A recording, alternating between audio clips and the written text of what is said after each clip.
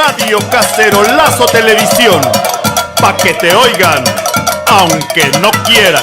Saca la cacerola que nos vamos para la calle. Saca la cacerola si tú quieres que esto cambie. Por milenios, el ser humano ha buscado la ruta correcta para lograr la subsistencia y encontrar la libertad.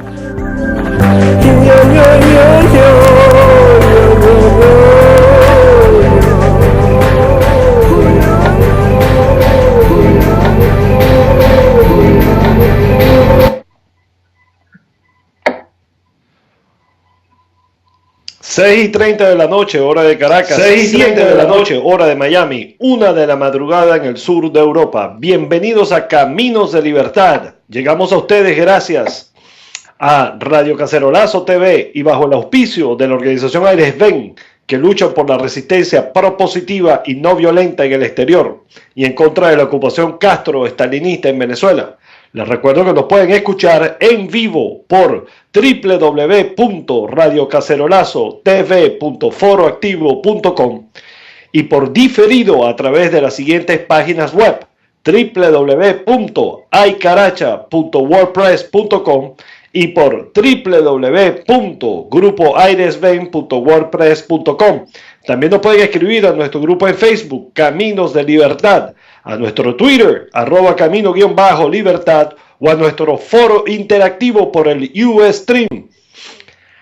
O agregarnos a tu cuenta de Skype mandando una invitación a nuestra cuenta Caminos de Libertad. En el control master y en la producción general de la radio nos acompaña Laura Montenegro. En la producción del programa la doctora Blanca Briceño y la doctora María Teresa Arias. Y quien tiene el inmenso placer de hablarles hoy, 10 de octubre del año 2013, Silfredo Naveda.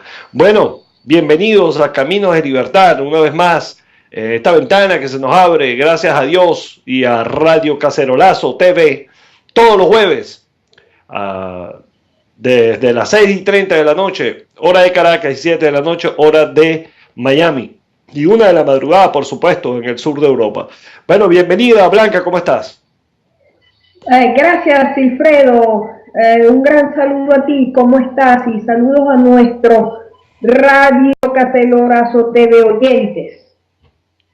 Dios nos bendiga a todos. Gracias a Dios, todo bien, Blanca, todo muy contentos por estar aquí una vez más en esta ventana, como dije, por Radio Cacerolazo TV, esta oportunidad que es fabulosa que nos ha dado esta radio televisora para poder transmitir nuestro programa y así seguir deportando este granito de arena por la liberación de nuestra querida y hermosa y ocupada por el castro-estalinismo Venezuela. Bueno, como todos los jueves, nosotros tenemos un grupo de informaciones que hemos seleccionado para ustedes, las cuales comenzamos a transmitir de inmediato. Advierten que ataques de Maduro demorarán inversiones en el país. Bueno, Silfredo, tengo un pequeño problema aquí con la computadora. Se escucha perfecto. Ok, entonces voy adelante. Capturan a 5 militares robándose una avioneta. Régimen plantea dejar dólar a una tasa de 6.30 solo para importar alimentos y medicamentos. Cuádruple ilegitimidad de Maduro. Primera, violaciones claras a la Constitución al ser candidato a la presidencia desde su posición de vicepresidente.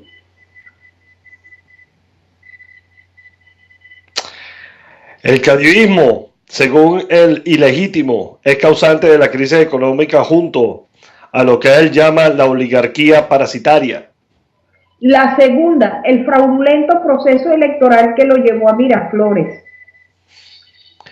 Vida de ricos y famosos. Maduro se compra yate de lujo para disfrutar con Celia desde la horchila. La tercera, fuente de ilegitimidad tendría que ver con su posible ciudadanía colombiana, lo cual, de ser así, lo inhabilitaría para ser presidente. Régimen declara el fin del dólar viajero en Venezuela. La fuerte y más categórica fuente de la ilegitimidad de Maduro es su comportamiento como presidente. En efecto, la legitimidad de comportamiento es lo más importante en una nación democrática. Se impone el bandido mayor. Rafael Ramírez reemplazará a Nelson Merentes como vicepresidente del área económica del Consejo de Ministros Revolucionarios. La vida del venezolano en el gobierno actual: colas interminables, inseguridad desbordada, salario mínimo que no alcanza para nada debido a la alta inflación que sufre el país. Decretan la intervención de Corpoelec. Un infierno llegar a fin de mes, sobrevivir, pagar el colegio de sus hijos, comprar la lista de útiles, comprar medicinas, etc. Régimen reducirá la entrega de dólares al sector privado, según anunció el ilegítimo presidente Maduro. En Venezuela, colapsada la energía eléctrica, la viabilidad, los hospitales, las morgues, por tanto muertos, la economía. Econalítica teme uso de ley habilitante para lograr mayor control de las divisas de la economía venezolana. En Venezuela, colapsada la recolección de basura, el SAINE, las escuelas. Banco Mundial preocupado por los serios desajustes de la economía venezolana. En Venezuela, el discurso viene de Cuba, las armas de Rusia, el dinero de China y se desconoce dónde nació el írrito. Estas han sido las principales y más importantes informaciones que hemos recogido durante la semana para hacérselas llegar a nuestros compatriotas que se encuentran fuera de Venezuela y que, como ya es normal, se les dificulta obtener informaciones frescas y veraces, puesto que el régimen todos los días pone más trabas y trabas a los medios de comunicación digitales en Venezuela. Bueno, Blanca, mira, yo te quería proponer este tema acerca de la economía venezolana con respecto a el discurso que dio ayer el inmaduro y legítimo presidente de Venezuela en la asamblea secuestrada por el Partido Rojo Criminal de Venezuela. En cuanto al asunto de la supuesta creación de esta comisión que reestructurará Cadivi y que él llamó el cadivismo, que a su vez él acusa de ser la causante de los problemas económicos de Venezuela, junto a lo que él llamó la oligarquía parasitaria, ¿no? Yo quería aclarar, ¿no?, en primer lugar, que Cadivi fue un organismo que creó el régimen para controlar la entrega de divisas, porque en Venezuela se implantó un control de cambio férreo. O sea, que esta política, ¿verdad?, el cadivismo es una creación del insepulto, que a su vez es el mentor de el inmaduro, del ilegítimo presidente de la República, mentiroso, presidente de la República. Mira, no sé si eres tú, Blanca, pero hay un sonido como que se chilla, como un sonido que está molestando un poco la transmisión. Bueno, pienso que yo tengo mientras tú hablas, el micrófono apagado. Ok. Bueno, Blanca, ¿quieres comentar acerca de eso que te planteé o tienes otro tema cualquiera? No, bueno, fíjate que hemos venido hablando justamente de esa situación tan terrible que es un individuo írrito que repetidor de todo lo que le puedan decir en La Habana. Eso implica que yo no sé hasta qué punto en verdad este señor, el írrito, tenga conocimientos profundos y estudios muy avanzados, probablemente conozca inclusive el inglés, el alemán, para ir estudiando y profundizando mucho sobre lo que es el Estado en sí. Sin embargo, en realidad, lo que veo con respecto a ese discurso es simple y llanamente la implementación de la total destrucción de lo que pueda quedar de Venezuela en un momento dado. ¿Por qué te digo esto? Porque los de Cuba han sido muy hábiles en ir poniendo todos los pilotes necesarios para fundar no solamente un Estado canalla, sino un Estado dependiente y totalmente manejado por ellos. Entonces, con respecto a Cadivi, yo, digamos, a unas siglas, en mi castellano no existe que le dé categoría de línea de pensamiento o teoría filosófica. Así que Cadivi ha sido una excelente fuente de control para las personas honestas, un martirio, y para todos aquellos que se han enriquecido, fuente de grandísima corrupción.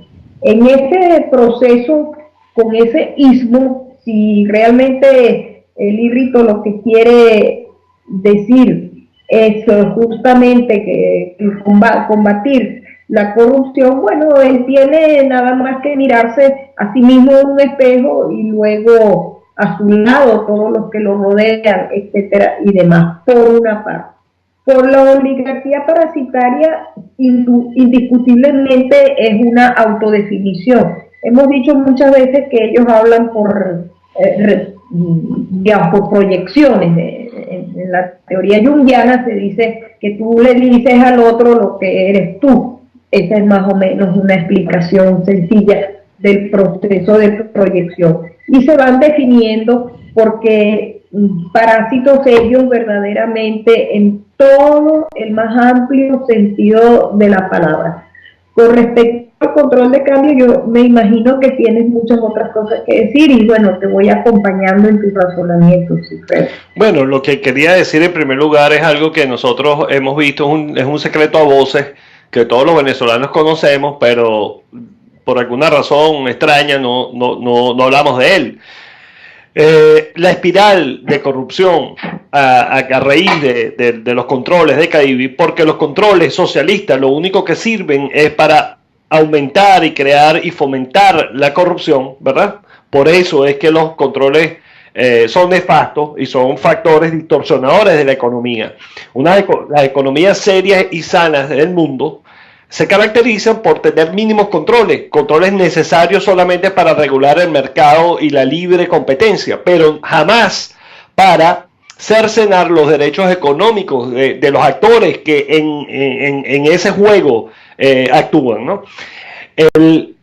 La actitud de muchísimos venezolanos que es desdeñable y es repudiable en cuanto a que ha convertido a Cadivi, ¿verdad? Además que es un elemento distorsionador de la economía, como lo dije, es un instrumento para lucrarse de manera vulgar. Me refiero a todos esos venezolanos que aún diciendo que son opositores, ¿verdad? Se han constituido especies de bandas, porque eso no tiene otro nombre que darle, ¿verdad?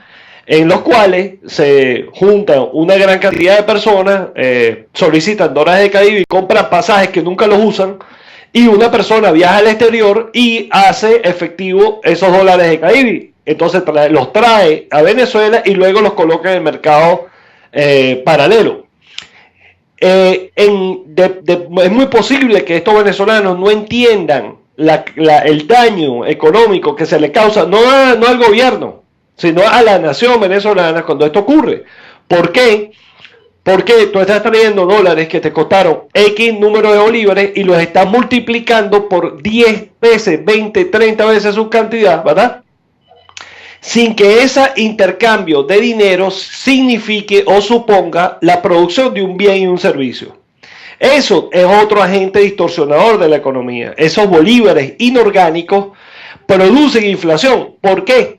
Porque más bolívares o más dinero disponible y menos productos asequibles son una presión a que los precios suban. Entonces, es cierto, o sea, Cadivi es un aparato, es una máquina de corrupción, de fabricar corruptos, pero no de la oligarquía parasitaria, refiriéndose este personaje nefasto a la oposición venezolana. No, porque la oligarquía en Venezuela está compuesta por todo aquel que tiene un cargo público que tiene acceso a esa divisa.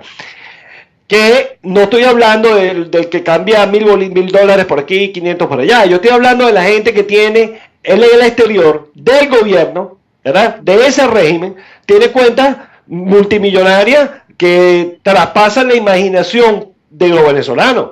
Por ejemplo, el muy poco ponderado y triste célebre presidente de la Asamblea Nacional. Este señor se ha hecho rico de la noche a la mañana, ¿verdad? Y tiene propiedades y dinero en cuentas en el exterior que jamás va a poder justificar, porque el sueldito que se gana como teniente, ¿verdad? El que Chávez le regaló, porque ni le toca, porque por los años de servicio no le tocaba ningún tipo de jubilación, la tiene, no le iba a alcanzar jamás para tener ese nivel de vida que a todas, o sea, es voz populi, sabemos los venezolanos que lo tiene. Para darte un ejemplo, y como eso te puedo dar una lista extensa de revolucionarios que han hecho negocios personales, entre ellos Merente, Rafael Ramírez, ¿cómo se llama? El diputado tragicómico Carreño, Cilia Flores, obviamente, Cilia Flores, que transformó a la Asamblea Nacional en una hacienda personal donde según la mala lengua hay más de 200 funcionarios familiares de la Cilia Flores allí, que son familiares directos allí que trabajan, ojo, entre comillas, en la Asamblea Nacional. Y así en todos los sectores de la vida pública venezolana vamos viendo cómo se ha creado una casta burguesa, ¿verdad? Oligárquica, estos sí son oligarcas, ¿verdad? A la sombra de estos controles y de este régimen que lo único que persigue es asfixiar al sector productivo de Venezuela para ellos tener el control total y así poder manejar y esclavizar a los venezolanos, como estamos viendo lo que pasa hoy en día en Venezuela. Una persona para hacer mercado necesita, como decía Darío Soto en nuestro grupo de Camino de Libertad, decía, bueno, ¿cómo trabaja? Porque si trabaja no puedes comprar porque tienes que hacer cola. Si haces cola no puedes trabajar. Entonces, si pides una semana para hacer cola para comprar, esa semana no trabaja, y si no trabajas, ¿cómo tienes real para comprar? O sea, nos están convirtiendo en un país, o ya nos convirtieron en un país de mendigos, ¿verdad?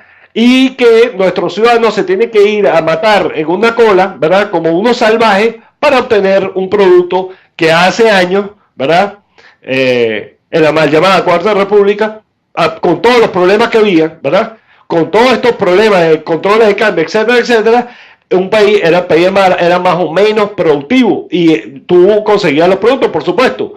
Siempre hubo una inflación galopante debido a estos mismos controles que el socialismo, que los sistemas socialistas, ¿verdad? Suponen. Blanca. Bueno, sí, realmente digamos, es como la culebra que se muerde la cola. ¿Por qué? Porque simple y llanamente tú eres muy vivo y el otro es muy vivo y el otro es muy vivo, y llega un momento en que tú eres más vivo que el primero que era más vivo. Y en esa situación lo más deplorable es lo siguiente: la pérdida de la dignidad de la persona. Porque en el momento mismo que tú entras en el engranaje de esa modalidad, como decías tú, porque tenemos que hacer excepción de todos aquellos que son empleados públicos y que viven correcta y honestamente, sufriendo las consecuencias de ese estado criminal y criminógeno, y sobre todo que no han vendido su dignidad ni su profesionalidad, no se han puesto una franela roja ni han salido a las marchas oficialistas. Esa gente hay que hacerles una estatua y hay que reconocerles el valor que tienen de enfrentar al régimen todos los días en su trabajo. Estos otros, ¿qué cosas han hecho? Bueno, empezaron el negocito, le cogieron el gusto, es fácil conseguir el mercado de la situación y están apanados por la impunidad, por el carnet que tienen en el bolsillo, etcétera, generando pobreza para los otros. Entre esos otros están los propios hijos de ellos y el propio futuro, hijos y nietos, y sobre todo el problema de la corrupción, Silfredo, que es importante que sigamos insistiendo en eso, porque a veces no se piensa inmediatamente es cuántas muertes ocasiona, porque tú eres un corrupto y te has robado, entonces, ¿qué escuela no está funcionando? ¿Qué niño se quedó sin atención en un hospital? ¿Qué persona no recibió? O sea, ¿quién falleció por todas esas causas? Etcétera. Entonces, verdaderamente, digamos que es una situación deplorable. ¿Por qué? Porque en el momento en que tú eres corrupto, y eso es el sistema maoísta, bueno, ya el Estado te clasificó. Vendiste tu alma al diablo y ya no puedes sino bailar al son de la música que te toque. Salir de allí, en primer lugar, para nosotros que somos creyentes, solo con Cristo y con una profunda transformación de la persona, Silfredo, porque esta situación de Venezuela realmente, sabes bien que la califico como una mutación antropológica, que es una expresión muy dura, pero que para mí pudiera dar a pensar en qué es lo que nos está pasando, o qué fue lo que pasó, mejor dicho, Silfredo. Bueno, mira, de nuevo, Blanca, tú y yo hemos tenido esta conversación muchísimas veces, esta discusión muchísimas veces acerca de las bondades del régimen que teníamos antes que llegaran estos facinerosos, malandros, ladrones, corruptos y narcotraficantes al poder en Venezuela. Mi teoría, ¿verdad? Y la teoría de mucha gente que conoce del tema mejor que yo, ¿verdad? El tema económico, porque el problema está básicamente en que las políticas, ¿verdad? Económicas de Venezuela, debido al sistema presidencialista que hemos tenido durante todo este tiempo y sazonado con estos gobiernos socialdemócratas, que su filosofía realmente está basada en el control, ¿verdad? El control, tú te acuerdas, controles de precios, controles de producción, controles de incluso los gobiernos eran dueños de las compañías más grandes de producción del país. Cuando los gobiernos no están capacitados para administrar compañías, porque obviamente si usted le entrega una compañía multimillonaria a un político que no le cuesta $1, obviamente usted va a ver que esa compañía va a fracasar, porque usted no ha escuchado el dicho famoso que lo que nada nos cuesta, hagámoslo fiesta. Bueno, es exactamente lo que pasa. Cuando esas compañías están en manos privadas, obviamente el sector privado, quien invierte su dinero, obviamente se preocupa porque esa compañía sea productiva, porque las ganancias o pérdidas de esa compañía serán su propio dolo. Los gobiernos en Venezuela fueron dueños de CanTV, de la compañía de electricidad, de las compañías de agua, de las compañías siderúrgicas y de la petrolera, de todas las compañías mineras, de compañías aéreas. Era una mentira que en Viasa viajaban cualquier cantidad de políticos sin pagar un bolívar. Es mentira que CanTV tenía líneas gratuitas para personeros del gobierno que no pagaban un bolívar por el servicio telefónico. Eso no es mentira. Entonces, nosotros tenemos que entender estas cosas. ¿Para qué? Para darnos cuenta que la solución del país no está solamente en sacar a estos malandros del poder, sino en cambiar las estructuras del sistema político venezolano y transformarla en un Estado que esté al servicio de los ciudadanos y no los ciudadanos al servicio del Estado, para que jamás en la vida pueda tener cabida un gobierno corrupto, ¿verdad? Inmoral, sobre todo inmoral y descarado como el que tenemos hoy, además de ladrón. Eso es lo que yo pienso, Blanca, y yo pienso que esa es la solución. Ahí se centraría la solución de nuestros problemas económicos. Obviamente, va a haber que hacer un trabajo profundo de educación en nuestros ciudadanos, ¿verdad? Para que comiencen a ser ciudadanos y dejen de ser muchos de estos venezolanos, los motorizados, que no todos, por supuesto, pero la mayoría de los motorizados que manejan entre los carros, se montan arriba de la acera, golpean, maltratan a la gente que inconscientemente se lucra de la desgracia de los otros. Información que en un hospital están cobrándole a la gente por las autopsias de sus muertos, por ejemplo, para ir. O sea, un Estado que promueve, ¿verdad?, mediante la implantación de una crisis, ¿verdad?, la transformación sociotrópica de su gente, ¿verdad?, no hacia la evolución, sino hacia la destrucción total, donde nosotros ya no tenemos valores, ¿verdad?, donde vemos que los ciudadanos están convertidos en una suerte de seres épicos, como en la serie Mad Max, no sé si te acuerdas, donde debido a la crisis nuclear, entonces se transforman en animales, y entonces se comen uno entre a los otros y no les importan los demás. Nosotros tenemos que volver a nuestras raíces, porque yo tengo 44 años y todavía recuerdo cuando los venezolanos pasaban por la Plaza Bolívar, por ejemplo, y se quitaban el sombrero. Aquellos venezolanos que todavía usaban sombrero. Yo usaba chores y no me dejaban pasar por la Plaza Bolívar porque era una falta de respeto. O sea, había educación civil. O sea, éramos ciudadanos. La gente más o menos se comportaba. Entonces, nosotros tenemos que volver ahí y habrá que hacer un trabajo. Ustedes, los educadores, acompañados de los padres, por supuesto, vamos a tener que hacer un trabajo profundo para rescatar esos valores que nos han definido durante años como una nación civilizada, y no esta cosa que en Venezuela está desarrollándose y esta producción de un Estado criminal y unos ciudadanos fuera de la ley y amantes del desorden. Blanco.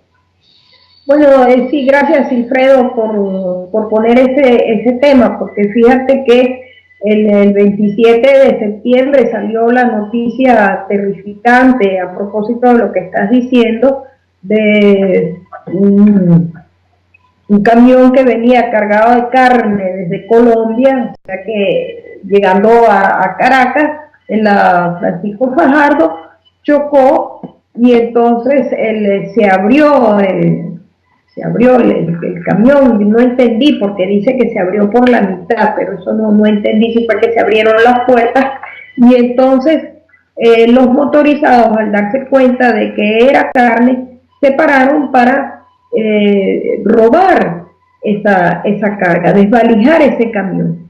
El chofer falleció porque lo pisaron, le pasaron por encima. No hubo en ningún momento una reflexión, un darse cuenta del otro.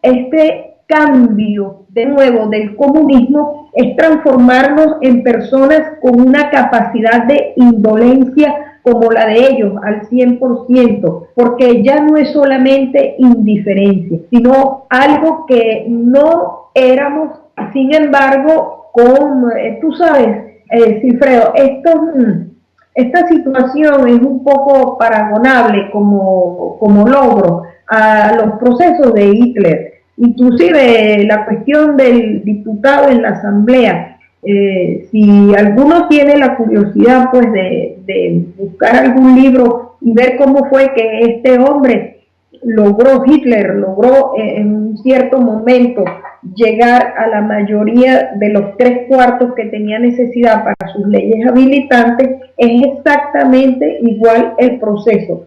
Ahora, para poder llegar allí, han ido cambiando con mentiras, con el odio y con el miedo, que hemos llamado 3 factores socioentrópicos, y la naturaleza misma. Como bien dices tú, será un proceso educativo muy complejo, porque tenemos que recuperar ni más ni menos que nuestra identidad conjuntamente con nuestra dignidad. Mira, Cifredo, me llega un mensaje por el Facebook de la señora Isabel Martínez, que dice que Rafael Ramírez es mi vecino, está construyendo un búnker en una de las 3 casas que se compró aquí en la urbanización. No dice cuál urbanización, pero estamos hablando de nazismo, y justamente las primeras cosas que construyeron fueron sus búnkeres, y en los búnkeres murieron. Sabemos cómo terminó Hitler, pues esperando nosotros que este sistema pueda cambiar en una manera no violenta, más es difícil imaginar que hemos pagado con la sangre de 256.000 conciudadanos la impunidad que tenemos, y que en un momento dado se detenga esa violencia sin tener un Estado de Derecho. Ese Estado, como está criminal, como lo hemos llamado, un Estado forajido, es un Estado canalla, está mantenido por lo que se llama la razón de Estado, y no por el. Recuerden que estamos siempre conceptualizando, porque estamos todos aprendiendo, pues necesitamos conocer para deliberar. Mira, rapidito antes de llamar a nuestro invitado, que es Luis Manuel, el licenciado Luis Manuel Aguana, para hablar precisamente acerca del proceso necesario de transformación del Estado venezolano para poder superar todas estas crisis políticas y económicas que nos han azotado durante muchísimos años. En nuestro grupo de Caminos de Libertad por Aires Ven, hay una venezolana, una compatriota que se llama Sandra Martínez, que obviamente motivada por su desánimo, ¿verdad? Un desánimo entendible, ¿verdad? Acerca de que pasan los días y pasan los días y pasa el tiempo y no hay cambios, ¿verdad? Ella escribe allí que ese espacio de Facebook solamente sirve para chismear de temas políticos, etcétera, etcétera. O sea, que no contribuye realmente en términos, ¿verdad? Factibles a una solución del problema. Yo quería decirle a ella y a todos los venezolanos que en algún momento se sienten así. En primer lugar, que usen esa página no para postear mitos ni leyendas, sino que se preocupen en seleccionar temas importantes que contribuyen a la concientización de nuestros ciudadanos y a su educación política, porque ese debería ser el fin de todos esos grupos, ¿verdad? Tratar de ir concientizando a nuestros conciudadanos para que consiguiendo interesantes estos temas, los multipliquen, y así ese granito de arena convertirlo en una gran montaña que se oponga, que se le pare enfrente a este régimen, porque es importante conocer para deliberar. Si nosotros no conocemos de qué hablamos, no podremos entender y mucho menos opinar acerca de lo que no entendemos. Entonces es un llamado a todos nuestros compatriotas y por supuesto darles las gracias a todos aquellos que yo todos los días se las doy, que agregan, que proponen temas, que nos informan de cosas importantes todos los días por estos medios que hoy en día se han convertido en en una alternativa libre de opinión y de información en la net. Entonces, Blanca, no sé si quieres hacerle un comentario de eso rápido y llamamos a Luis Manuel. Bueno, sí, muchas gracias. Sobre todo cuando ponen información, es importante que pongan el link para nosotros poderlo publicar en el exterior. Y quiero de verdad abrazar a todos nuestros hermanos connacionales en el exterior, porque seguramente en contraposición a lo que dijimos de la mutación antropológica, en nosotros está conservada nuestra venezolanidad, y eso es un gran tesoro que sabremos y continuaremos a defender desde fuera de las fronteras, desde el exilio para muchos, y de todas maneras la libertad de Venezuela ha siempre llegado con gran contribución histórica desde el exterior. Bueno, sí. En este momento voy a disponerme a llamar a nuestro hermano, amigo de esta casa y gran analista político, en nuestra opinión, ¿verdad? Luis Manuel Aguana. Aunque si él me está escuchando, segurito me va a regañar ahorita y me va a decir que yo soy exagerado, pero desafortunadamente nosotros aquí decimos lo que pensamos y esa es la opinión que tenemos de Luis Manuel. Por eso nos preocupamos siempre de tenerlo por acá por lo menos una vez al mes. Buenas noches, Luis, ¿cómo estás? Hola, buenas noches, Silfredo, ¿cómo estás tú? Muy bien, gracias a Dios. Aquí encantado. Buenas noches, Luis. Encantado de tenerte. Blanca, ¿cómo estás? Encantado de tenerte con nosotros, gracias Luis. a Dios, bien. Gracias.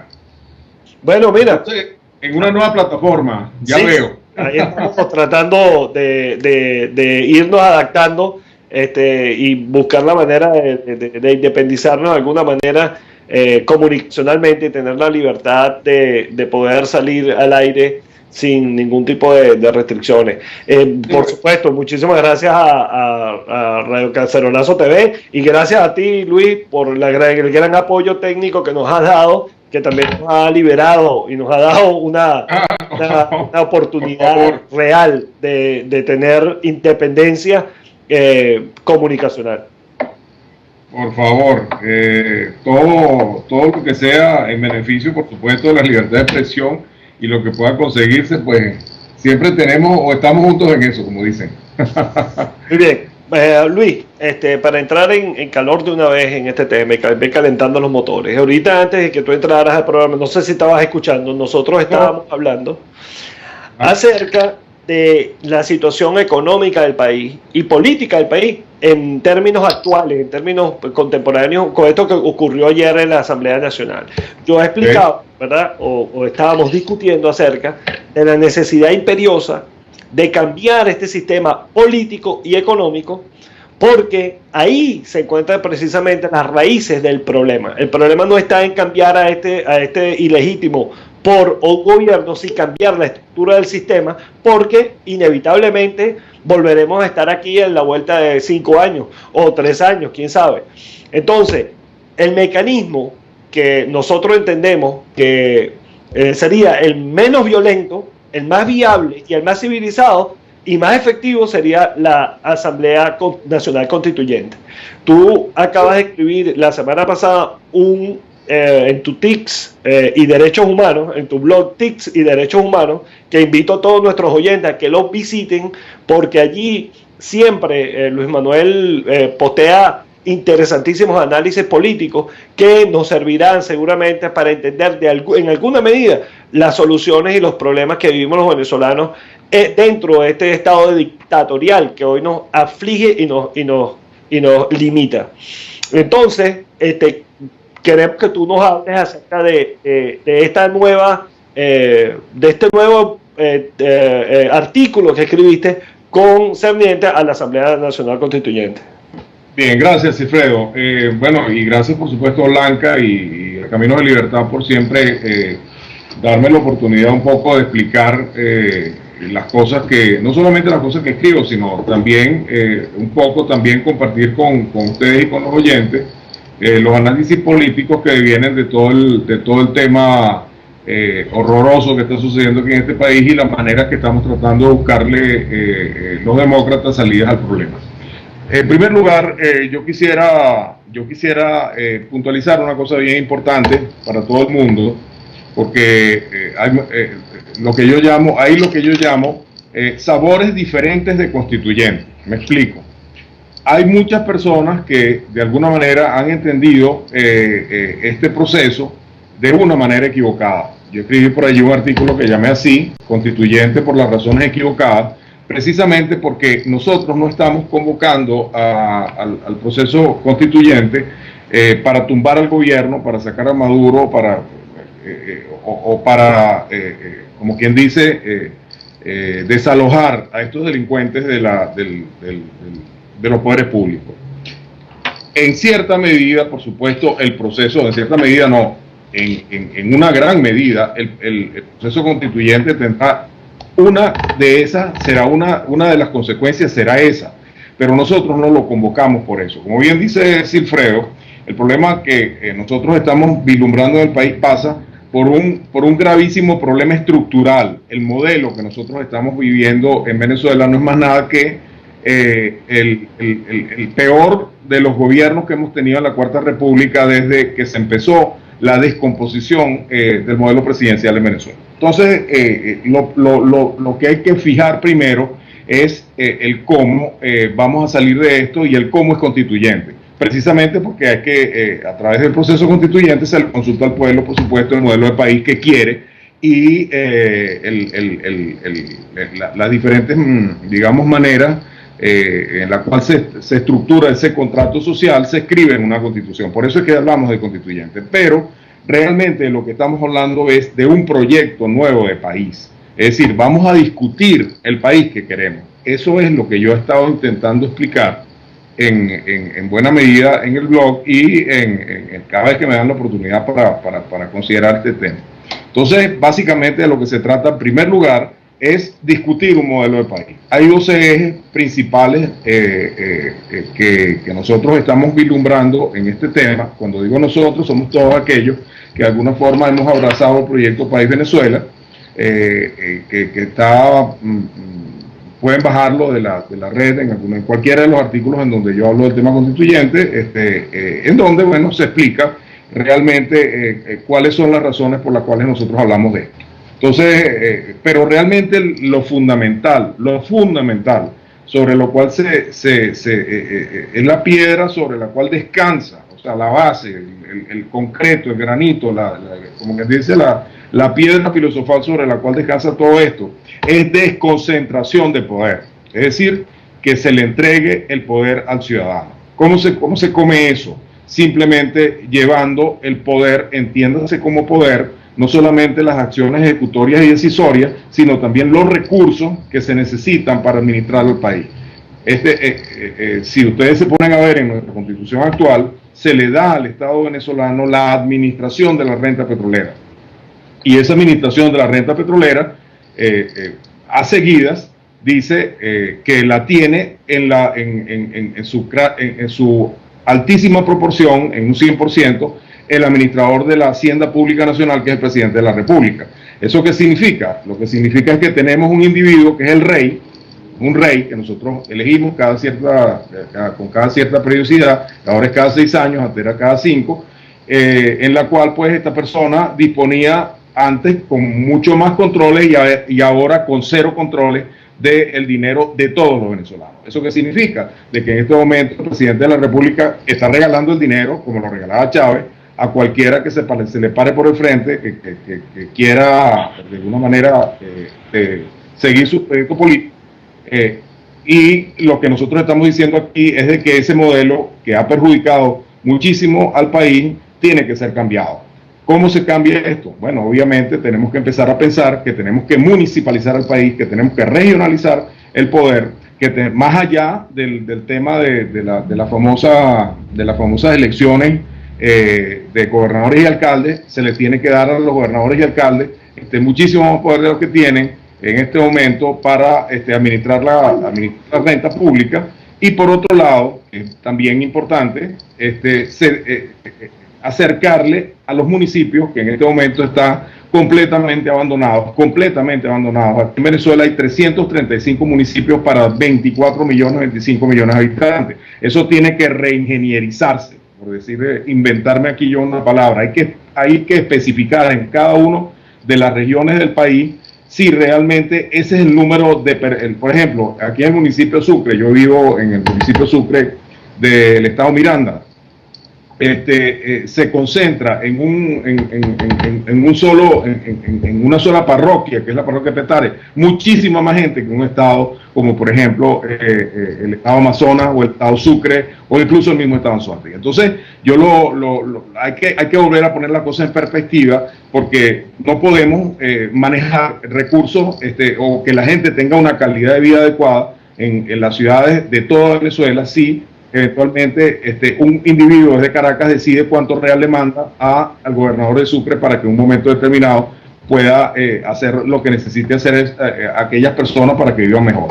Entonces hay muchas cosas que hay que hacer en esto y hay que repensar, es lo que llamamos nosotros repensar al país. ¿Qué hacemos con la renta? Yo escribí un artículo en estos días que tenía que ver con el eje de petróleo, derecho al trabajo y propiedad privada, uno de los ejes del proyecto país, que tenía que ver que, bueno, nosotros tenemos, por ejemplo, el caso de cómo hizo Noruega, y ni siquiera lo hizo hace muchísimo tiempo, lo hizo a principios de los años 90, en donde ellos decidieron formalizar un fondo que en este momento, al cierre del 2012, contabiliza más de 685 mil millones de dólares. Eso significa que esa gente solamente con los intereses vive, porque son 5 millones de habitantes lo que hay en Noruega. Entonces, se pueden ustedes imaginar si nosotros hubiésemos hecho eso con el Fondo de Inversiones de Venezuela en 1974, cuando Carlos Andrés Pérez puso el Fondo de Inversiones de Venezuela a funcionar, precisamente porque no se podía entrar con el chorro de dinero a la economía venezolana sin aplastarla. Entonces, por eso, nosotros tenemos que volver a recoger, como quien dice, un poco de vidrio y ponerlo en una perspectiva correcta. Entonces, algunos venezolanos, de los cuales yo me cuento, hemos estado tratando de impulsar esta iniciativa, dándole la discusión que los venezolanos conozcan que realmente el problema no es Maduro y su pandilla, sino que tenemos que cambiar realmente el modelo de país. Ayer yo tuve la oportunidad de conversar en un partido político este asunto. Ellos están completamente de acuerdo con el tema constituyente, pero el problema que ellos ven es que ellos quieren hacer la constituyente para destituir a los poderes públicos. Claro, hay opiniones autorizadas de distinguidos constitucionalistas que indican que perfecto, que podemos hacer eso, pero que luego a seguida, eventualmente nosotros tenemos que empezar a discutir cómo es que realmente el país debe funcionar. Yo lo que creo es de que no se puede entrar en este proceso, es mi opinión muy personalísima, que no podemos entrar a un hemiciclo de un congreso, como ocurrió en 1999, sin ni un papelito en la mano que diga qué es lo que van a hacer esos individuos allá adentro. ¿Por qué? Porque lo que ocurre es de que cuando uno le entrega el poder originario, es decir, el poder originario reside en el pueblo, como lo dice la Constitución, y se le delega, se le da un poder a un constituyente para que vaya allá y discuta, para que haga en nuestro nombre una nueva constitución, ahí puede ocurrir cualquier cosa. Entonces, yo soy de los que pienso, lo escribí en un artículo que llamé el ABC Constituyente, que ese papel de trabajo de esas personas tiene que ir antes. Es decir, es como cuando uno va a una reunión con una agenda previa. Es decir, usted antes de la reunión, usted distribuye la agenda, eso es lo que se va a discutir, cómo se va a discutir y por supuesto las decisiones que saldrán de esa reunión. Lo que no puede pasar es de que nosotros no discutamos lo que se va a discutir allí y las decisiones que eventualmente puedan afectarnos a todos los venezolanos no las hayamos ni siquiera previsto antes. Entonces por eso es que nosotros estamos hablando primero del proyecto país y luego cómo es que vamos a instrumentar cómo vamos a trabajar el tema de los detalles, famosos detalles, que yo digo que son unos detallazos, como por ejemplo el tema del CNE, el tema de un CNE corrupto e intervenido por una fuerza extranjera, que no garantiza elecciones libres y transparentes, cómo vamos a ir para allá, en fin, pues todas estas cosas, pero en principio yo quisiera vivir este problema como un problema muy grande, y usted sabe que usted cuando se quiere comer un elefante se lo tiene que comer por pedacitos. Entonces, eventualmente tendremos nosotros que hacer el análisis primero del país, generar un anteproyecto constitucional que incluya todas estas cosas y luego someterlo a la consideración del pueblo venezolano para ver si realmente ese modelo es mejor o ellos consideran que es mejor el que en este momento tenemos. Por eso es que es importante que estas discusiones se empiecen a dar públicamente, la gente empiece a escribir, la gente empiece a... No que me digan que tuvimos 26 constituciones en el pasado de 1811 hasta esta fecha, sino que discutamos realmente el país como queremos que funcione para los próximos 50 años. Entonces, eso es lo importante. Y es lo que justamente estamos tratando de discutir, es lo que yo me he dedicado modestamente en mi blog a tratar de discernir con el proyecto País Venezuela, y que, bueno, he recibido buenas y malas también, por supuesto, opiniones en relación a ese tema, pero que yo creo que esa discusión se tiene que dar más allá de decir, mira, este es un tema de presidente que hay que quitar. Ahora, no me puedo desentender del grave problema que hay en el país. Este problema que tenemos ahorita deviene de la putrefacción del modelo que viene desde 1982-83,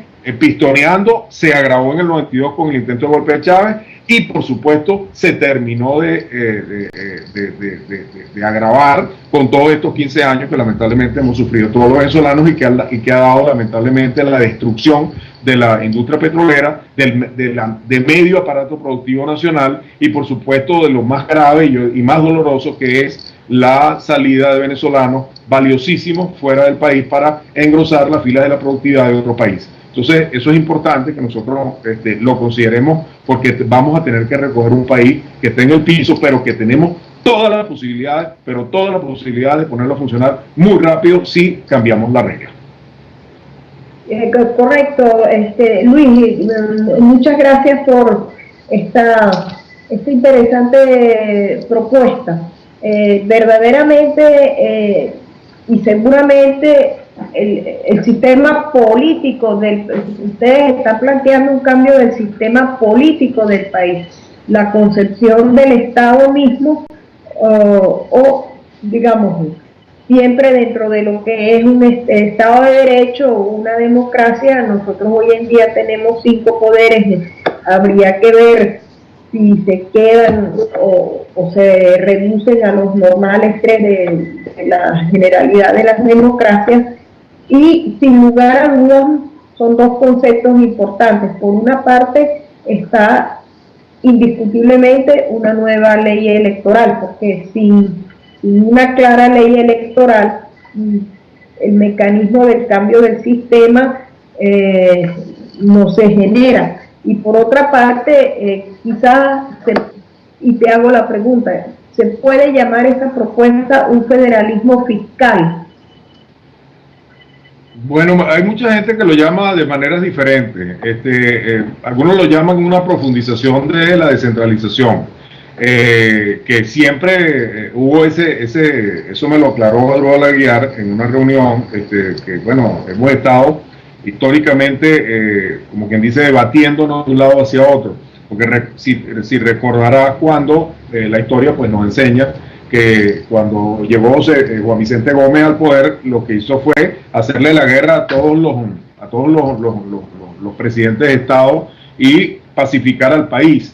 Él recogió prácticamente todo el poder y lo tuvo en sus manos, y de allí pues eventualmente venía lo que se hacía en el país desde una fuente de poder central.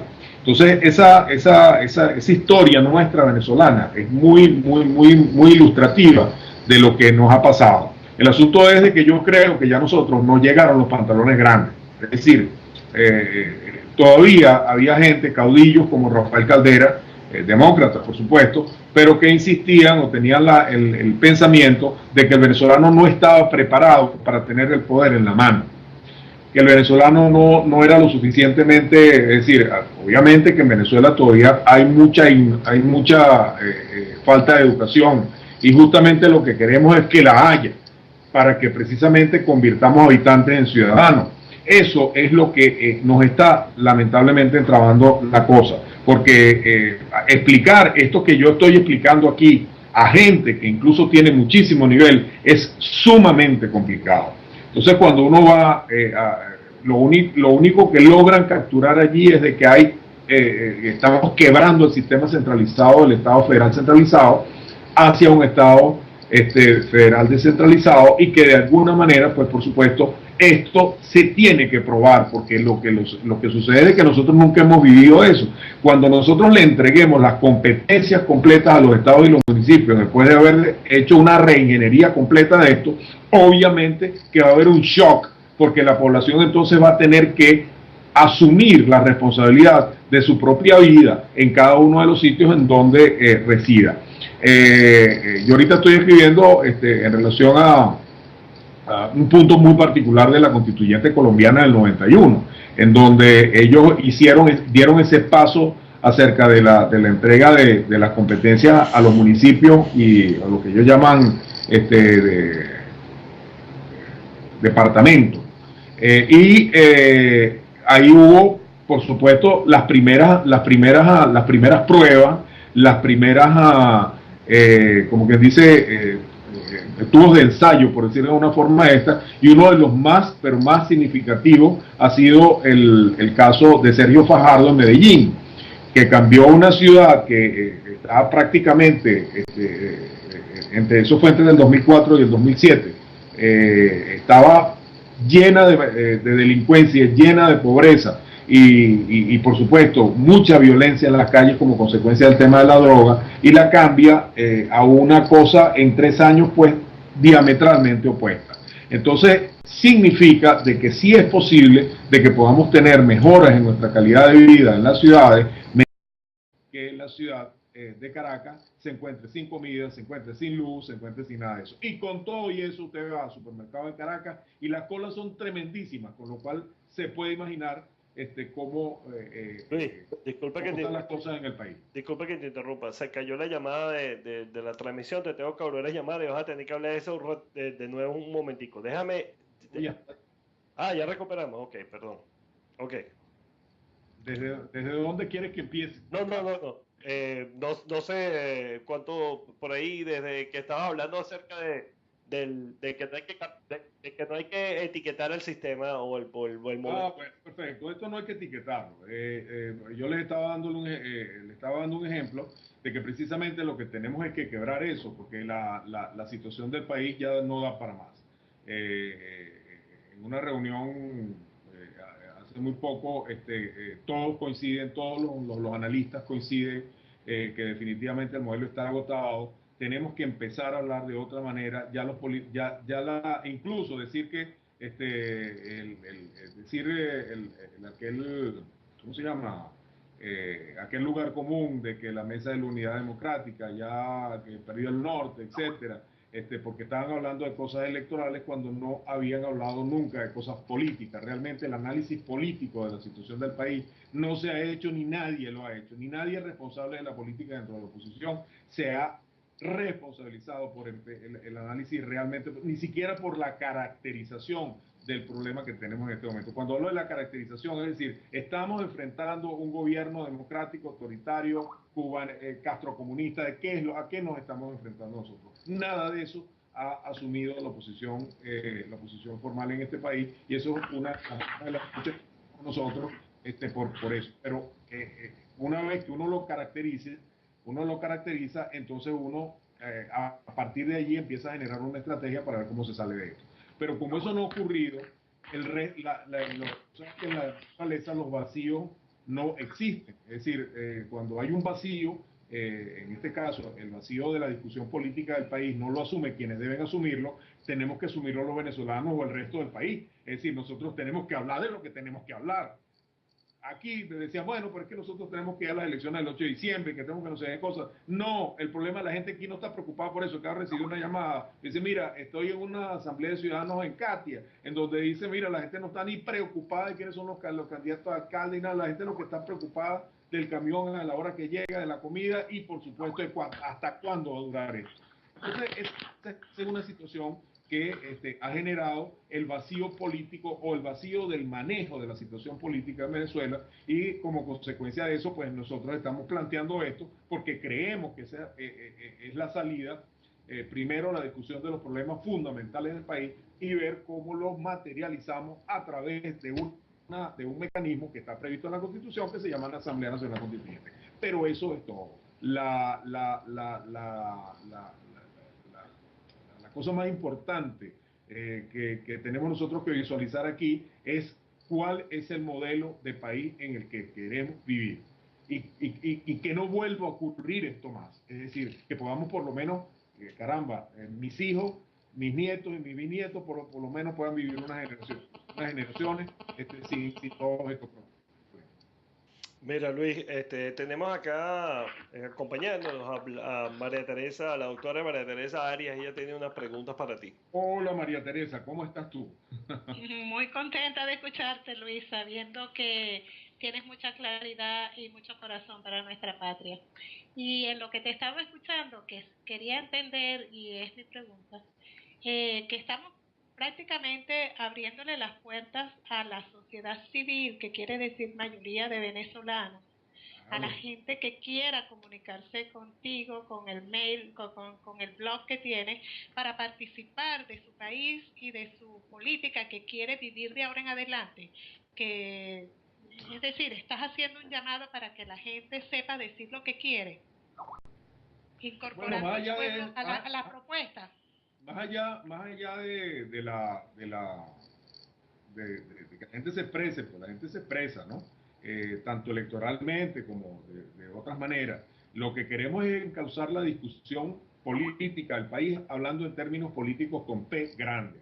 En otras palabras, decir que las personas que viven en este país merecen tener un país mejor, no esto que nos ha, o sea, porque no, vamos a hablar claro, quienes han realmente conducido el proceso político en Venezuela después de los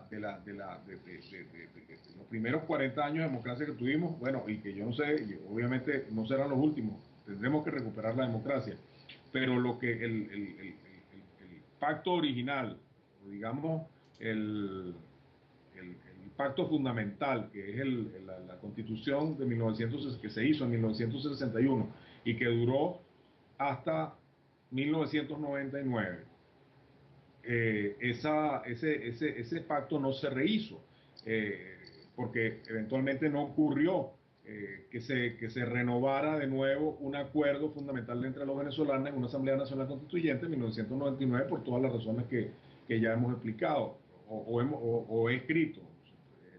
Es decir, no existió en 1999 un acuerdo general de los venezolanos precisamente porque el gobierno se cogió esa Asamblea Nacional Constituyente. Entonces, bueno, estos son los lodos que trajeron esas lluvias. Pues. Entonces, la preocupación aquí es retomar de nuevo esta discusión, retomar el país que queremos y volver de nuevo a eso.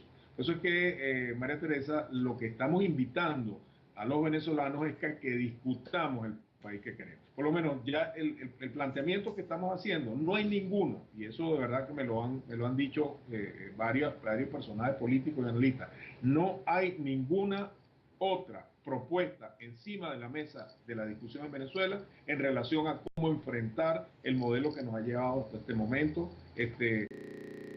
año, desde 1958 hasta esta parte, no hay ninguna propuesta alternativa. Es decir, ni los políticos, y cuando hablo de los políticos son los responsables de los partidos políticos fundamentales en el país, aquellos viejos y otros nuevos que vinieron en el camino, no han tenido una respuesta, sino continuar, hacer el continuismo del modelo, del viejo modelo que está en este momento haciendo agua y que está completamente agotado. Aquí estamos planteando un grupo de venezolanos nuevos en estas cosas, pues, porque yo, mira, o sea, yo desde que empecé a escribir, y otros que me acompañan, y otros que están entendiendo el problema, están preocupando, claro, de verdad. Entonces, claro, vamos a ir a eso. Entonces, esa es la discusión a la cual nosotros estamos convocando. Gracias. Bueno, Luis, una de las cosas que nos ocurrió a los venezolanos en ese proceso de descentralización, porque nosotros debemos recordar que a partir de 1990, Venezuela, más o menos 1990-91, Venezuela entró en un proceso de descentralización. No, mucho antes, en el 89. yo en ese tiempo, para darte un ejemplo, vivía en Puerto La Cruz, en Lechería. Y recuerdo cuando abrieron la alcaldía de Lechería y yo fui a tramitar un documento ahí porque ya era un municipio. Bueno, eso es un desastre, eso es una cosa improvisada, totalmente, absolutamente improvisada. Obviamente que la descentralización y el sistema federal de gobierno que se debe implantar en Venezuela tiene que ser algo organizado para que la gente en primer lugar entienda que esa es la solución, ¿verdad? Y eso necesariamente pasa por la presentación de ese proyecto de país o de gobierno o de sistema que ustedes están proponiendo.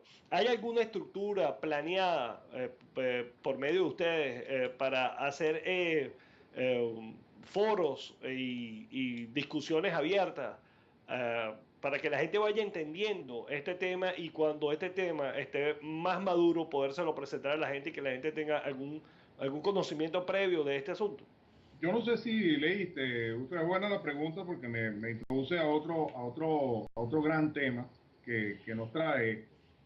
Esto no es un proyecto sencillo de presentarle a los venezolanos. Y cuando digo sencillo, en mi última entrada del blog, yo la titulé Campaña Presidencial Constituyente. Esto es una cosa que requiere prácticamente una fuente importante de recursos de organización, de vocerías, es decir, de todo lo que pasa, de lo que normalmente se hace cuando tú entras en una campaña electoral. Es decir, cuando tú entras en una suerte de, bueno, vamos aquí la única diferencia es que el candidato no es una persona, sino es un proyecto, es una idea de país, es un sueño de país. Eso es fundamental. Entonces, ¿qué sucede? Hemos estado haciendo las primeras aproximaciones para una organización. Yo estuve esta tarde haciendo una presentación a un grupo de venezolanos bien ilustres acerca del proyecto, yo lo llamo proyecto constituyente, ¿okay? Tomado como un proyecto de ingeniería, porque esto es una cosa que empieza y termina con la entrada de los constituyentistas al hemiciclo del Congreso para discutir un nuevo país. Entonces, por supuesto, hay muchísimas cosas que hay que hacer antes de que eso ocurra. Entonces eso requiere, Cifreo, requiere de mucha plata, vamos a empezar por ahí, requiere de dinero.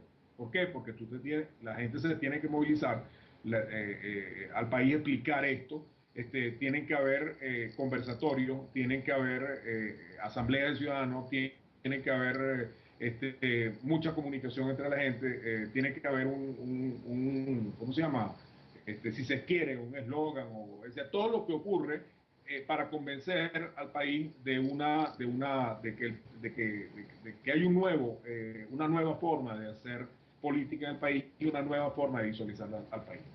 Allí tú estás convocando no solamente a los venezolanos de la sociedad civil, entiendo la sociedad civil, a aquellos que no militan en partidos políticos, no, estás metiendo a los partidos políticos, solamente que no estás metiendo, no lo quiero decir de esa manera, a aquellas personas que se han dedicado a torpedear la cosa porque pretenden quedarse con las mismas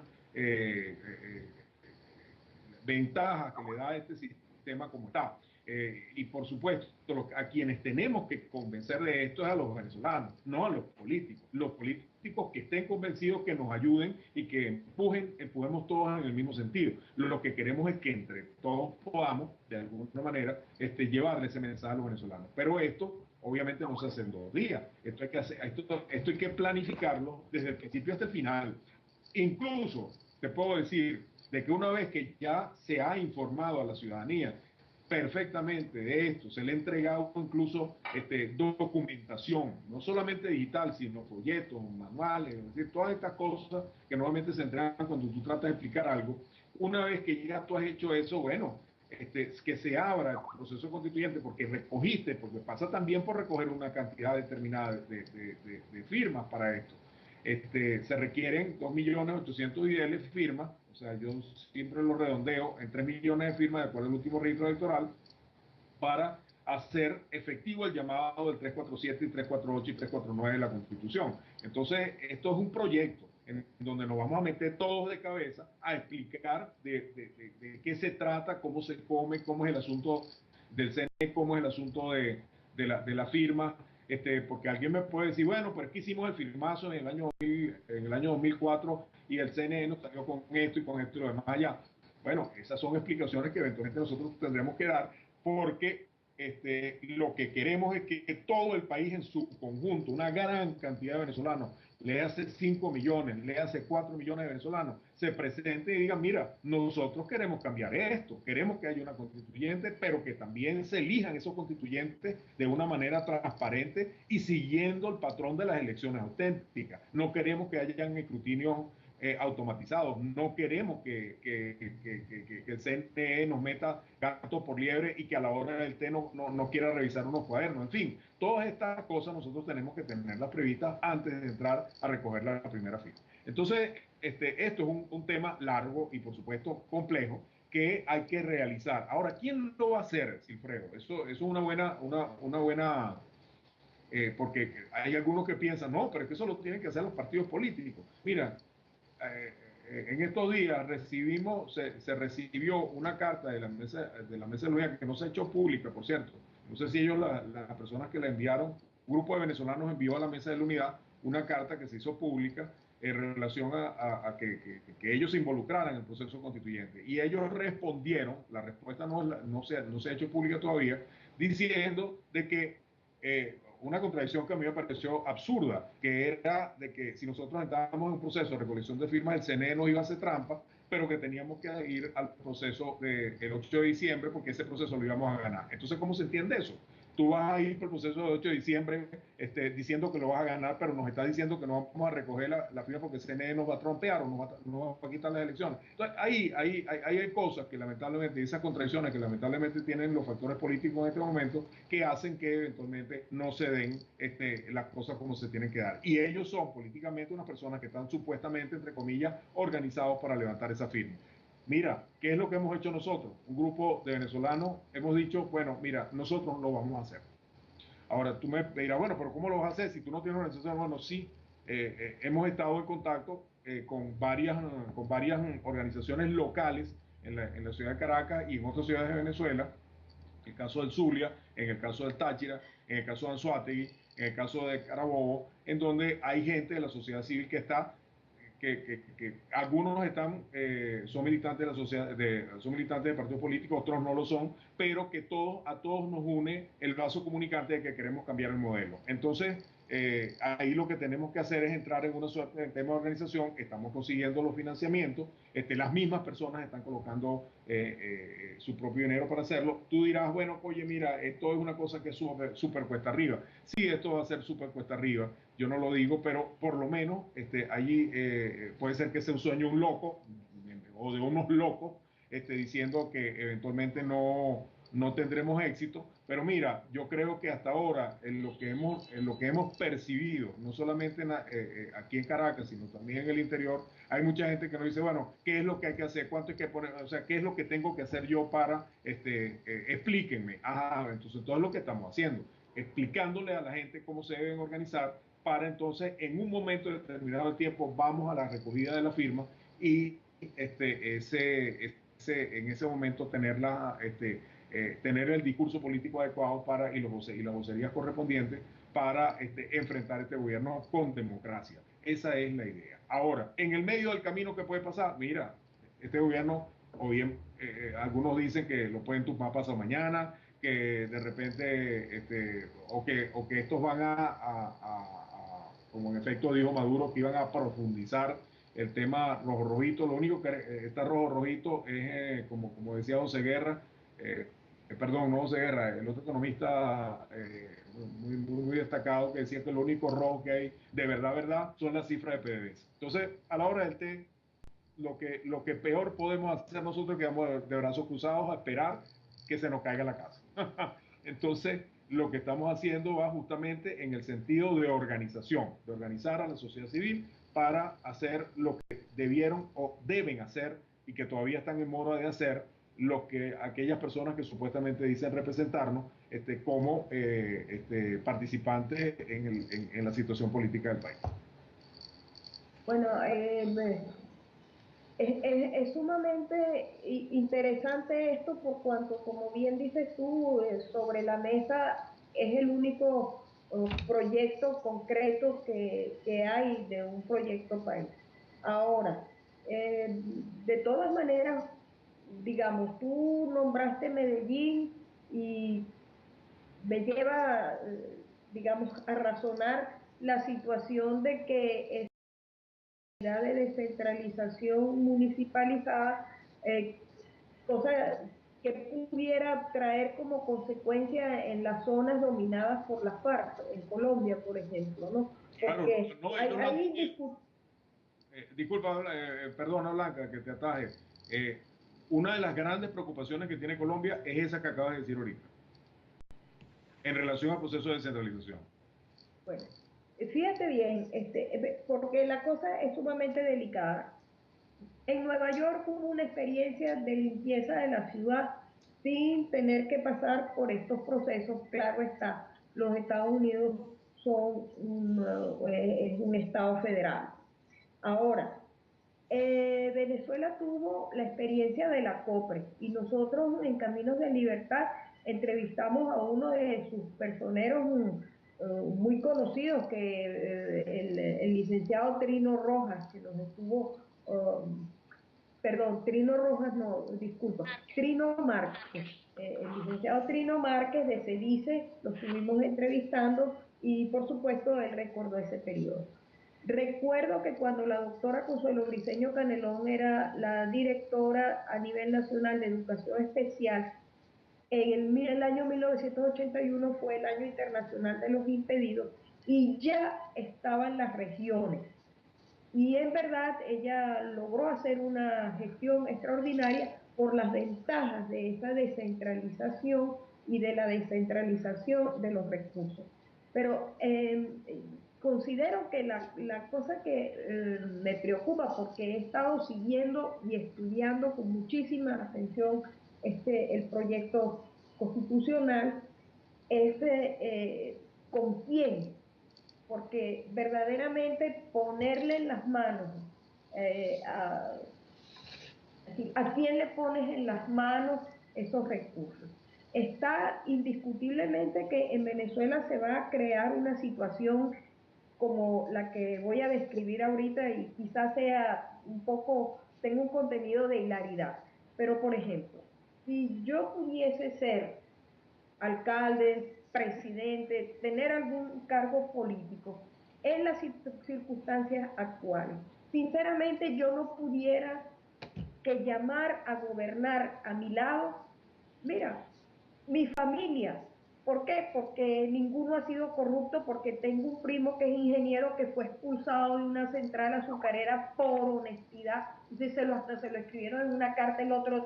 Es decir, ese con quién, porque en verdad que Venezuela significa para el mundo como quien dice, voltear completamente realidades, conceptos, etcétera, y es la esperanza que yo tengo, que la sangre que hemos pagado de ese genocidio físico, moral, cultural, espiritual, institucional, lingüístico, del pensamiento, pueda ser el abono de un algo completamente inédito, Luis Manuel. Bueno, Blanca, respondiendo a tu pregunta de quién le pondríamos, se la pondríamos a las personas que viven en esos sitios, pues. Es decir, obviamente tiene que ser, aquí tendría que funcionar el tema de los partidos políticos que regionalmente y nacionalmente, así como ocurre en este momento, pero referido a el tema del poder real en manos de las personas que viven en esa región. Entonces, claro, ¿qué es lo que traería inmediatamente como consecuencia de eso? De que no sería el presidente de la República, a la persona que tendrían que referirse los habitantes del estado Guárico para que le resuelvan los problemas. Tendrían que referirse a su gobernador o tendrían que referirse directamente a su alcalde o a sus concejales. Entonces, ¿por qué? Porque primero tendrían los recursos para hacerlo. Y en segundo lugar, porque la responsabilidad, no solamente desde el punto de vista de la justicia, también se descentralizaría. Y entonces allí sí operaríamos realmente como un Estado federal. Entonces, no solamente que esté escrito en la Constitución, sino que también esté operando efectivamente en la mente y en los cuerpos de las personas que viven ahí. Entonces, la cosa se cambiaría. Aquí ya no vendría a ser de que alguien allá, hay una protesta en Guayana por un problema que hay en la siderúrgica, sino que allá hay una protesta que se resuelve allá y se mata allá, independientemente de... Entonces, ahí claro, habían programas que tienen que ver con cobertura nacional. Por ejemplo, el agua es un asunto que como bien decía Enrique Comernar Retinol, el agua en todo el mundo se resuelve localmente, no se resuelve nacionalmente. En el entorno de un ministerio que lo que da es permiso y resulta ser que lo que es un tramitador de permiso para bajar de la mula un poco de gente. Entonces, ese tipo de cosas lo estaríamos trabajando de esa manera. Entonces, el país estaría más equilibrado desde el punto de vista del poder de las personas y obviamente también de la resolución y las respuestas que tienen que dar sus gobernantes a sus gobernados. Entonces, el poder estaría mucho mejor distribuido. Y por otro lado, el tema de las Fuerzas Armadas y el tema de las cosas que tienen que ver con ascensos militares y cómo estaría organizada las Fuerzas Armadas para enfrentar el cuidado de la soberanía en un ambiente federalizado, obviamente también tendría que cambiar. ¿Por qué? Porque entonces con una Cámara del Senado que eventualmente en donde estarían representados todos los estados, habrían las discusiones de altura y de nivel para que se den las circunstancias, para que se den la discusión de los grandes problemas nacionales. Entonces, como es un modelo completamente diferente y que nosotros no hemos probado nunca porque nunca hemos sido un país federal, realmente hemos hablado de federalismo de la boca para afuera y en el papel, pero en la práctica nunca hemos sido un Estado federal. Siempre hemos tenido un dictador constitucional o un dictador sin constitución en la conducción del Estado. Entonces, como nunca hemos probado eso, entonces vamos a tener que cometer los errores que se cometen, como un poco lo comentaba Cifreo cuando se inauguró la alcaldía de Lechería. Yo recuerdo eso también, Cifreo, porque yo viví por allá. Y bueno, esas cosas, ahorita tú vas a la alcaldía de Lechería, es una de las mejores alcaldías que hay en el Suate, pero desde el punto de vista de la organización.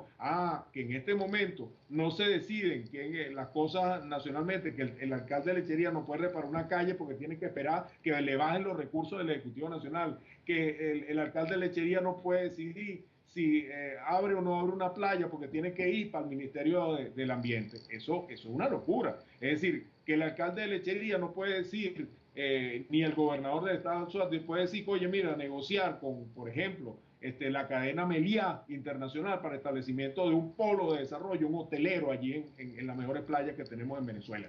Eso no lo podemos hacer porque todo ese poder está concentrado en pocas manos y justamente de ahí es donde viene la corrupción, de ahí es donde viene toda una cantidad de cosas. No quiere decir con esto, y quiero ser muy preciso, de que no vayan a ocurrir hechos de corrupción o que no vaya, sino que los vamos a poder controlar mejor.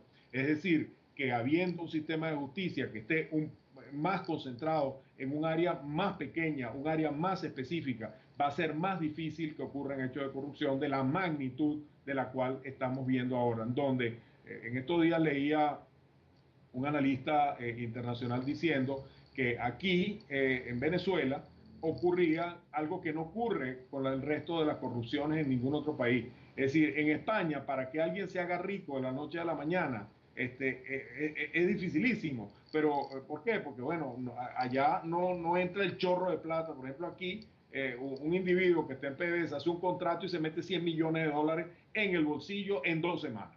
En cambio, allá la corrupción tiene que esperar un poco más. ¿Me entiendes? Entonces, aquí... cuando tenemos un sistema tan perverso de esa forma, donde efectivamente aquellos que controlan los resortes del poder son los primeros beneficiados de ese sistema tan perverso que nos perjudica muchísimo a los venezolanos. Entonces son los primeros que no quieren que eso se cambie, que no son, que llegaron, como quien dice, en alpargatas al poder, como llegó la familia Chávez, en alpargatas al poder, y resulta que son los terratenientes y los dueños del Estado de Barinas. ¿Qué es eso?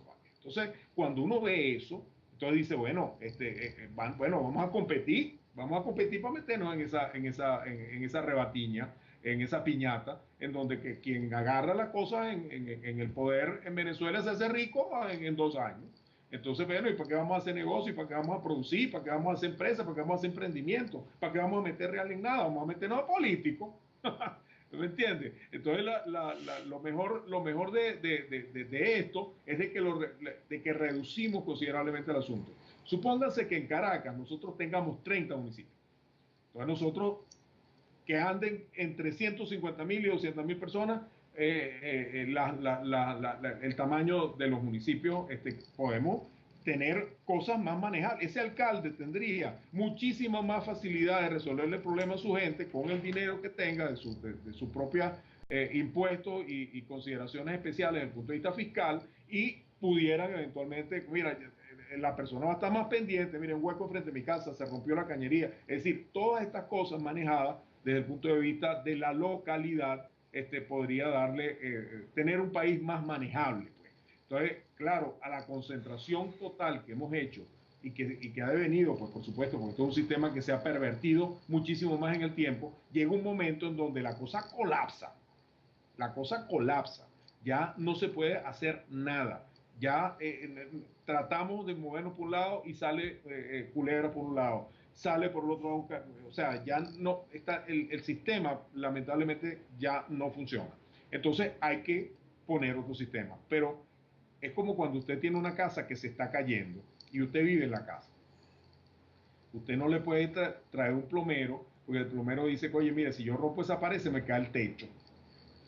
Ya llega un momento de colapso. Es decir, o dice, bueno, pero vamos a frizar el techo. No, es que si usted frisa el techo, la cosa está tan débil de que es capaz de caerse la estructura. Entonces, cónchale, ¿qué es lo que debemos hacer ahí? Bueno, vamos a comernos este elefante por pedacito. Bueno, tendremos que tumbar media casa, vivimos en la casa que está mejor, y construimos. Y entonces cuando construyamos otra parte nos movamos a este lado. Entonces va a ser mucho más complicado hacer la remodelación. ¿Por qué? Porque no podemos vivir a la intemperie. Eso es lo que está ocurriendo en Venezuela. Lo que está ocurriendo en Venezuela es que tenemos que la casa se nos está cayendo del techo, es decir, ya la economía, la parte social, la pobreza, la delincuencia, pues todos estos problemas gravísimos ya no los podemos resolver por cualquier lado que le metamos. Entonces vamos a tener que concurrir a un cambio de modelo estructural para ver cómo enfrentamos los problemas de los más graves a los menos graves. Bueno, Luis, una de las cosas que deben ocurrir dentro de ese cambio de sistema es obviamente, bueno, cambiar nosotros mismos, ¿no? Nosotros tenemos que cambiar para poder hacer estos cambios efectivos, pero obviamente se plantea la disyuntiva entre cómo cambio ese sistema no cambia, ¿no? O sea, ¿quién nació primero, el huevo o la gallina? Es la pregunta que siempre queda ahí al aire y que tiene muchas discusiones porque la hemos planteado en este programa y hemos traído analistas que nos han dicho que no es posible cambiar la mentalidad si no cambias el sistema. Pero ¿cómo cambias el sistema si la gente no lo entiende? O sea, es más o menos complicado. Ahora, para poder cambiar ese sistema, nosotros tenemos que entender, y los venezolanos, un grupo grande de venezolanos todavía piensa que las salidas electorales son el vehículo ideal para poder salir de esta situación. En tu otro artículo, que tú muy genialmente, en mi opinión, titulaste En Río Revuelto, tú explicas allí, ¿verdad?, que esta situación en la cual nos encontramos hoy es como un río revuelto y hay un poco de pescadores ahí que son lamentablemente los partidos políticos tradicionales y los políticos que solamente están pendientes de la carrera electoral, pero que no están ocupados, como tú bien dijiste, del asunto político y social y económico del país, que es el que va a resolver el problema al final del día. Pero me llamó mucho la atención una parte de tu artículo que está en negrilla, o sea que todo el mundo que quiera leerlo puede ir a tu blog, se llama TICS Derechos Humanos, o sea, ticsddhh.blogspot.com, donde tú pones ahí, desconfía de todo aquel que aún dice que el fraude electrónico es una tontería y no existe. Yo sé que no nos queda mucho tiempo, es un tema bastante extenso, sí, pero es importante que tú, me gustaría que analizaras eso un momento, dedícale el tiempo que tú creas, el menor tiempo posible, para que la gente entienda que esa salida ya no es posible y por eso es que la salida constituyente es una alternativa real. Claro, ahí yo lo voy a enfocar de la siguiente manera, si puedo. Vamos a ir a un proceso electoral y no tenemos las condiciones mínimas precisas para concurrir ese proceso. Los detalles del por qué razón, por qué creemos que ya para nosotros es clavo pasado el hecho de que hubo fraude técnico electoral, están ampliamente explicadas en muchos de los documentos que yo he publicado. Y que bueno, la gente obviamente tiene que entrar, pero lo fundamental es que el gobierno, por supuesto, en aquella política de intervenir a todos los poderes públicos, incluyendo el poder electoral, se ha garantizado técnicamente la el continuismo pues, en el poder. Es decir, que ninguna elección que se haga en Venezuela no va a ser fraudulenta hasta tanto se cumplan las condiciones fundamentales que hacen que una elección sea transparente, justa y confiable.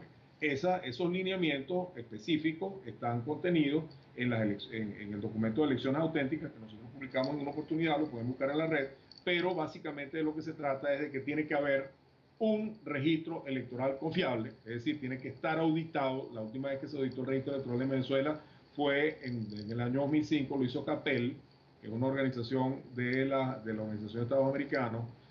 No se hizo, y las auditorías que el CNE ha hecho han sido auditorías guiadas, es decir, lo que llamamos nosotros visitas guiadas, es decir, el RE contiene, a nuestro juicio técnico, contiene no menos de 4 millones de personas que no deben estar ahí. En segundo lugar, el tema de la automatización electoral. El tema de la automatización electoral, en donde se cambió la palabra escrutinio electrónico, es decir, se cambió el concepto de escrutinio que teníamos nosotros los venezolanos por el de escrutinio electrónico contenido en la ley electoral vigente. ¿Eso qué significa? Que usted tiene que confiar en lo que dice esa máquina. Es decir, que si esa máquina cerró y le dio una papeleta en donde decía que A ganó sobre B, usted tiene que creerse eso. Y lo que ellos nos dejaron, o la ventanita que nos dejaron, que se llama verificación ciudadana, nunca se ha cumplimentado en Venezuela en más de un 12%, dicho por los mismos protagonistas de la mesa de la Unidad Democrática. Entonces, aquí que estamos viendo, hemos estado contemplando los venezolanos, todos sin darnos cuenta que las máquinas están decidiendo quién es el presidente de la República. Eso es gravísimo, sumamente grave. Es decir, cualquiera que tenga injerencia técnica para meter y cambiar los resultados de esas máquinas será el que eventualmente tenga la posibilidad de poner y quitar presidente. No solo poner y quitar presidente, quitar y poner concejales, quitar y poner gobernadores, quitar y poner alcaldes. Todo lo que se elija con ese sistema perverso con el Consejo Nacional Electoral, todo eso será lo que el gobierno decida que sea. ¿Por qué? Porque tiene intervenido el Consejo Nacional Electoral. Entonces, cuando, por ejemplo, un analista muy conocido que se llama Fausto Mazó escribe en su columna diciendo que, bueno, todavía siguen diciendo que es fraude electrónico, etcétera, etcétera, etcétera, sin entrar en un ápice al análisis del sistema electoral venezolano. Eso me parece a mí absolutamente irresponsable. ¿Por qué? Porque se le está diciendo a la gente, señores, vayan para el matadero, vayan para el matadero. Es decir, lo que salga de ahí, bueno, perfecto, nosotros, ahí después te dicen que vamos a ganar el plebiscito. Entonces, a mí me parece irresponsable, después de conocer a profundidad qué es lo que está sucediendo en el Consejo Nacional Electoral, que nosotros todavía aspiremos que vamos a ganar una elección de cualquier naturaleza con ese Consejo Nacional Electoral. Entonces, por eso es que digo, desconfíe de aquella persona. ¿Por qué? Porque ya es como decir, bueno, visto que tenemos el árbitro electoral está vendido para el otro lado, entonces nosotros vayamos a jugar. Entonces, claro, yo no digo, ojo, aquí no estoy diciendo, señores, no vayan a ir a votar, etcétera. Eso es una decisión personalísima de cada ciudadano. Es decir, usted puede tener dos actitudes al frente de esto. Es decir, hay un poco de ladrones en el Consejo Nacional Electoral, yo no voy a votar. O, como yo soy un demócrata convencido, independientemente de que me roben el voto, yo voy a votar. Esas son las dos condiciones, esas son dos posiciones perfectamente válidas, cuidado. O sea, yo no estoy diciendo aquí, miren señores, como estos tipos se roban los votos, no vayan a votar. No, yo no estoy diciendo eso. Yo lo que les estoy diciendo es de que ahí se están robando los votos y que como se están robando los votos, nosotros tenemos que tener una posición en relación a la caracterización de ese régimen en Venezuela. Entonces, ese es un tema muy, muy importante en relación a este tema de la cosa del proyecto País de Venezuela, porque es parte de lo que nosotros tenemos que cambiar aquí. Entonces, y por otro lado, quiero agregar a este tema electoral, para finalizar esta parte, algo muy importante. El tema de la desmaterialización del escrutinio, eso es una cosa que se está extendiendo en todo el continente. Ya en Colombia, como un virus, ya aprobaron la automatización del voto, particularmente con nombre y apellido.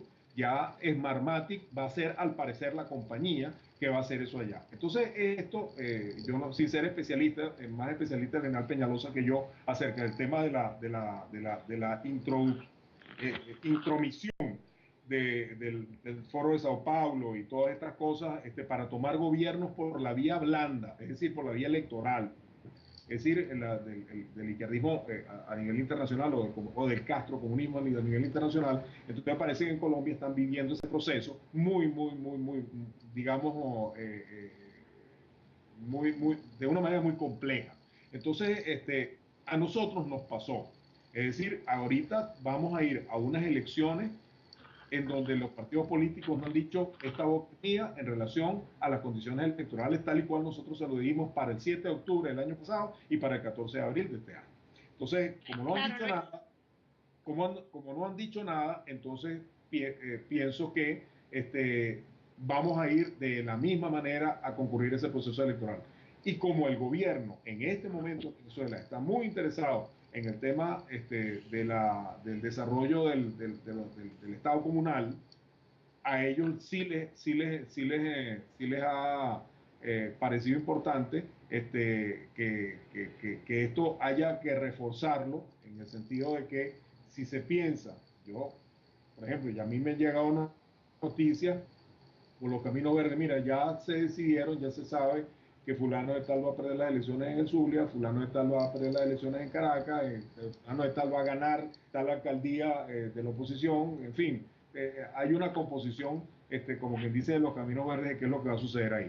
Por eso es que les insisto de que hay que desconfiar, por eso hay que desconfiar de todo aquel que dice, mira, vamos a ir a votar. Yo no digo, insisto, y quiero dejarlo bien claro, de que yo no estoy llamando aquí a la gente no vaya a votar. Lo que digo es de que si una gente va a ir a votar con ese sistema electoral perverso, debe saber que tiene que hacer algo para cambiarlo. De la misma manera, aquellas personas que no van a votar, no se va a resolver el problema.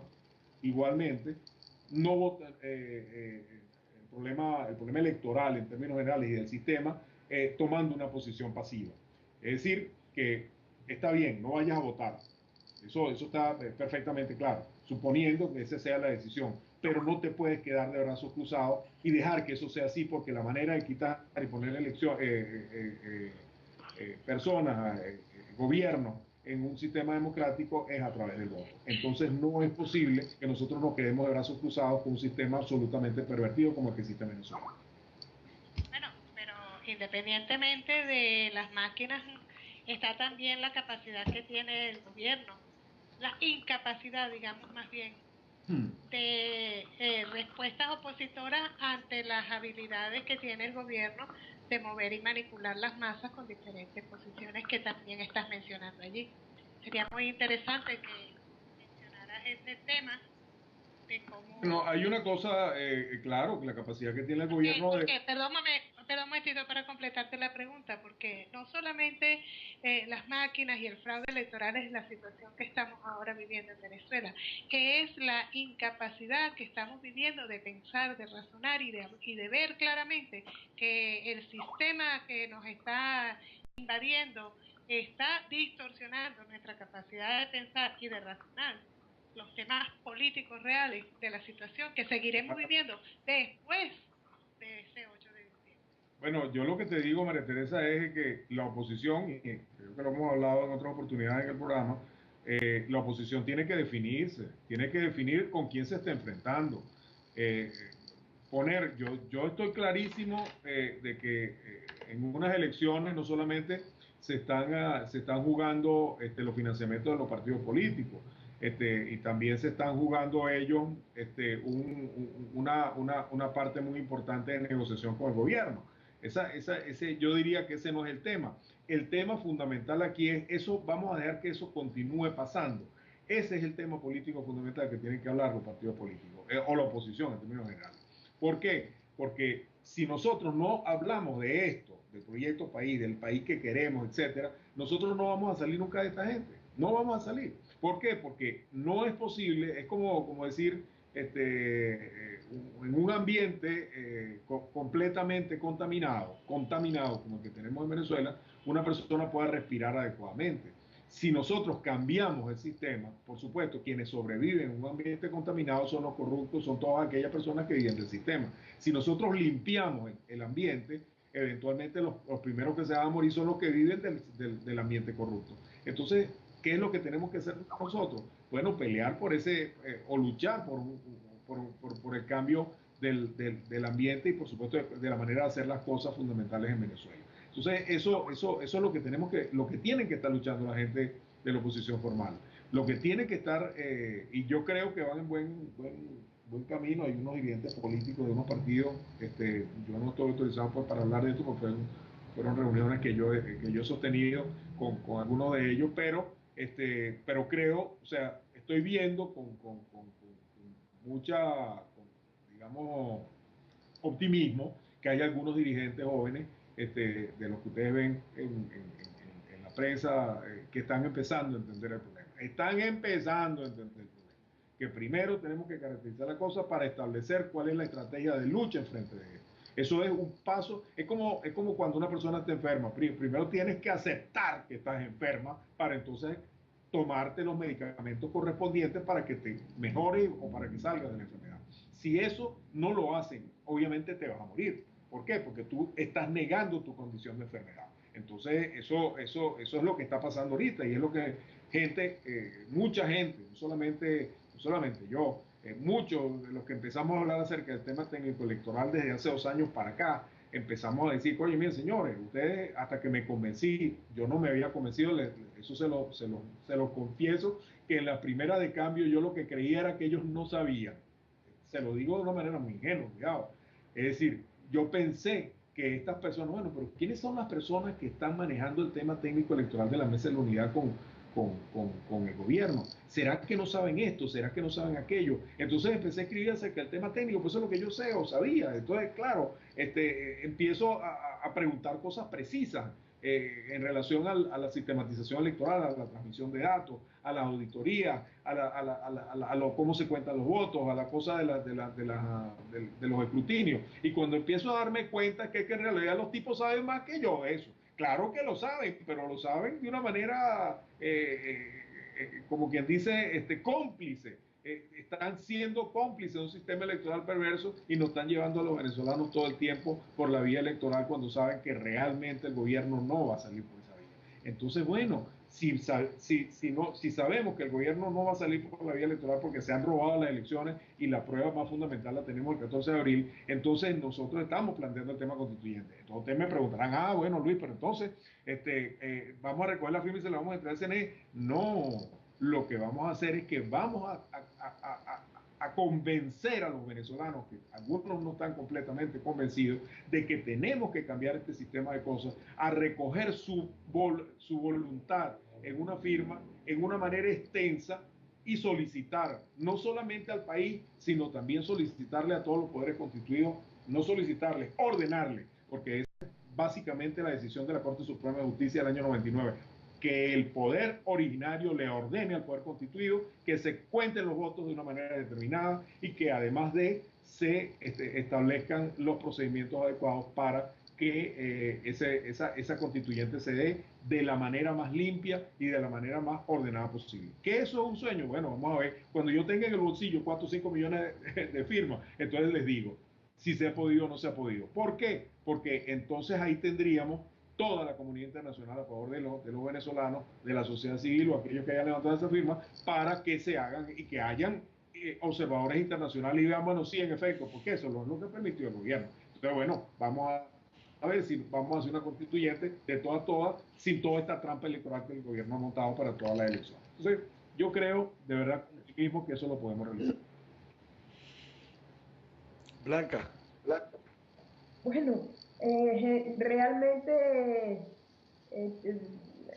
tienes razón en eso. Nosotros tampoco desde Caminos de Libertad queremos llamar a la gente a no votar o a decirle vaya a votar simplemente. Recordemos que para las elecciones de octubre sacamos un comunicado diciendo ir a votar desde la resistencia, y como resistencia propositiva no violenta, también con tu participación, y presentamos a la MUD un documento de propuesta de primaria, pero indiscutiblemente el organismo no sirve, no ha dado las respuestas necesarias y, como quien dice, caducó. Ahora, en realidad el país está fundado sobre una inconstitucionalidad, porque esa constituyente del 99 nos lo explicaron muy bien a algunos abogados constitucionalistas que entrevistamos hace tiempo, de lo irrito de esa situación. Por lo tanto, el país entero vive en esa circunstancia. Hay un lema, el lema paneliano, que dice justamente masacre de constitución, masacre de pueblo, y eso lo estamos viviendo realmente. Ahora, probablemente sucede que la política en Venezuela, que no sé si realmente, como dices tú, se necesita política con la P mayúscula, una política de más altura, de todas maneras va detrás de la gente, y quizás sí hay madurez en Venezuela, y de hecho ya el equipo que se está formando pues lo revela. Nosotros como Airesden pusimos el Cambiemos Nosotros, y esa propuesta hace parte de eso, pero digamos, ¿es factible lo que ustedes están proponiendo? ¿Puede definirse, por ejemplo, como una política económica social altamente competitiva en sus constituciones, en una de sus partes? Porque, por ejemplo, hay estados que tienen menos recursos, por más que todo el país es rico y en cada estado, es decir, el país tiene modalidad. Esa distribución de las riquezas en este proyecto constitucional, ¿cómo es? Bueno, básicamente de lo que se trata, en primer lugar, es de que esa regionalización obviamente le dé a cada uno de los estados la posibilidad de manejar sus propios impuestos, ¿okay? Sus propios recursos, e invertirlos sabiamente dentro de los límites de sus estados o regiones. Ahora bien, ahí, por supuesto, eso trae también otra consecuencia interesante. Por ejemplo, el tema del turismo o el tema de cualquier otra de las inversiones que internacionalmente o nacionalmente se puedan empujar para la creación de riqueza en cada uno de esos estados, también estaría abierta para los gobernantes de esas circunscripciones. Entonces, no solamente el tema petrolero o la riqueza petrolera, que cada vez es menor, no solamente porque destruyeron la industria petrolera, sino porque los países industrializados están haciendo cada vez un uso más eficiente de la energía y, por lo menos en el caso particular de los Estados Unidos con el plan de Obama 10 años, indica que el año dentro de 6 años o algo así, no mucho tiempo, ya ellos empezarán a sustituir las importaciones que provienen de Venezuela, en particular porque las importaciones que provienen de Venezuela tienen una característica que deben ser procesadas en los Estados Unidos por plantas especializadas que son las que tiene Citgo. Y ahora, lamentablemente, esta gente parece que está negociando Citgo. Entonces, cosas como esa nos ponen a nosotros en un panorama petrolero muy, muy, muy sombrío en los próximos años, aun cuando tengamos la recuperación de la industria. Entonces, nosotros tenemos que ver qué es lo que vamos a hacer con este país a los efectos de poder hacer esa distribución de la riqueza. Porque cuando habla uno de distribución de riqueza, Blanca, se supone que esa riqueza la produjo alguien. Ahora resulta ser de que como nosotros siempre hemos vivido una renta petrolera, producto de algo que nosotros no producimos, eso es lo que ha devenido en todos estos problemas que tenemos en este momento. Por eso Pérez Alfonso decía que ese era el excremento del diablo. Entonces, yo siento que en este momento, si nosotros ponemos las condiciones que serán necesarias, más no suficientes, pero las condiciones básicas para que un Estado se desarrolle, inmediatamente ese desarrollo va a venir dentro de las mismas fuerzas productivas de cada una de las regiones. Entonces, esa política económica de la cual tú comentas, necesariamente tendrá que venir a nivel nacional, pero también a nivel regional. Entonces, y eso vendrá como consecuencia de que tú tienes la posibilidad de poderlo realizar. Es decir, que estén dadas las condiciones no solo constitucionales, sino económicas y de libertad económica para poderlo hacer. Nosotros teníamos las libertades económicas suspendidas desde el mismo momento de que se promulgó la Constitución de 1961. Y en 1989, cuando se le entregan las competencias a los gobernadores y alcaldes, no se les entrega de igual manera ninguna de las atribuciones económicas que necesariamente tenían que tener para desarrollar su estado. Sin embargo, si ustedes se acordarán, y se lo dije esta mañana, lo conversamos esta mañana con Osvaldo Lórez Paz, él logró muchísimo con el tema de los puertos y aeropuertos. Hizo muchísimo porque fue el primer gobernador electo en el Zulia. Entonces, muchos gobernadores que fueron eficientes, como el caso Osvaldo, pero otros que no fueron tan eficientes. Y justamente de ahí es de donde viene la cosa. Yo creo, por ejemplo, te voy a dar un ejemplo, que en Venezuela las mejores playas que existen en el Caribe están en el estado Sucre. Esa es mi opinión muy personal y muy regionalista. Están en el estado Sucre. Y en la costa, en lo que es la frontera Anzoátegui con el estado Sucre. Supóngase ustedes de que exista una inversión 1.000 millones, porque es que una vez que existan las condiciones, eventualmente vienen las inversiones al país. Que se hagan, yo recuerdo el famoso proyecto Paria, que fue detenido por el Ministerio del Ambiente porque la idea era, no sé si ustedes se acuerdan, del que el Club Mediterráneo quería hacer una inversión 1.000 millonaria en la costa de Cariaco. Entonces los tipos, bueno, claro, ahí había unas condiciones que tenían que ser cuidadas desde el punto de vista ambiental, pero ellos estaban dispuestos a poner la plata, toda la que fuera necesaria para generar un polo de desarrollo turístico en ese sitio. Solamente con esa condición, el estado Sucre sería uno de los estados más ricos de Venezuela y ahorita es uno de los estados más pobres. Entonces, cuando uno ve esas cosas, uno le da de todo cuando uno va a cualquier otro país de la costa. Por ejemplo, que yo he ido, María Teresa, allá a Puerto Rico. Puerto Rico, a mi modo de ver, y por supuesto, con todo el respeto y el cariño que te tengo, no le da por la pata a Margarita. Pero yo soy venezolana, mi amor. Claro, pero... Mira, ya te iba a decir precisamente que eso lo ha generado este sistema. No, claro, no es que entonces, claro, siempre fueron así. ¿cómo es posible, para terminar la idea, no, es simplemente para echándote broma. No, venga, porque no has ido a culebras, no has ido a Luquillo.